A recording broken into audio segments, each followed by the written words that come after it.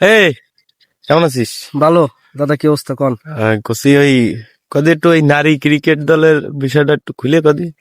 এখন ও ব্যাপারে আর কি বলবো, মনে করেন যে যে বিষয়টা নিয়ে দেশ তোলফাড়, রিয়াসাত আজিম ভাই যেটা করছে আসলে রেসপেক্ট জানাই তারে। কিন্তু বিষয় হচ্ছে কি, যে আসলে ওটা তো ইমোশনের জায়গা ক্রিকেট দল। এখন বিষয় হচ্ছে মঞ্জু সাহেব উনি খুব বড় মনের মানুষ, মানে ক্রিকেটের উন্নয়ন করতে করতেই তার তো মনে করেন যে বহু বস্তা ফেলায় রে ক্রিকেটের পিছনে সময় দিছে।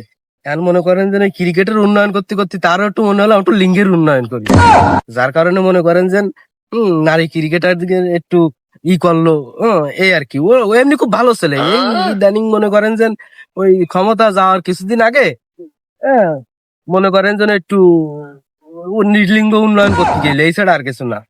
এখন আমি ভাবতেছি কি, যে যে বাংলাদেশ ম্যান যে টিম, এই টিমে এই যে কিছু কিছু ফেলে আর মনে করেন যে এই যে উম, এই যে যে পারফরমেন্স না করার পরেও যে নিয়মিত দলে থাকে, এগে বিষয় নিয়ে ভাবতেছি কয়েকদিন পরে আপনি অপেক্ষা করেন যে এই নিউজ না বেরোয় যে জাকির আলী অনিক বা অন্য কেউ টিম ম্যানেজমেন্টে ঘুষ দিয়ে ম্যাচ খেলেছে।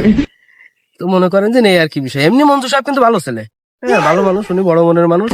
তো মনে করেন যে একটু ওটা কোনো বিষয় নেই, ভালো হয়ে যাবে। ওইটু ডলামলা খালি ভালো হয়ে যাবে না, এই ছাড়া আর কিছু না।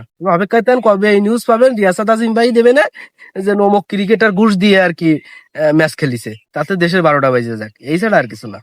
এই ও, বুঝতে পারছি, ঠিক আছে।